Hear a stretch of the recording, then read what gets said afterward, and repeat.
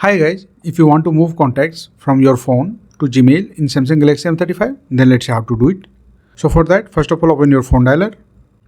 Now here, tap on this three dot icon and then tap on manage contacts. Now here, simply tap on move contacts. And since you want to move contact from your phone, so simply tap on the phone. Now here, select all the contact you want to transfer. Simply tap on it and it will be selected. You can select it one by one. Or if you want to select all the contact, simply select all option here and all the contact will be selected. Once you have selected all the contacts you want to transfer, simply tap on done option here. And since you want to transfer your contacts from phone to Gmail, so simply select the Google account option here and then tap on move. Now you can see it is saying your contact have been moved from your phone to your Google account. So now tap on OK and then go back.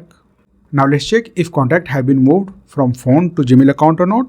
Now let's say I want to check this contact here. I will simply tap on it and then tap on this icon here. And then I will tap on a storage location. And you can see this contact have been moved from phone to Gmail account now.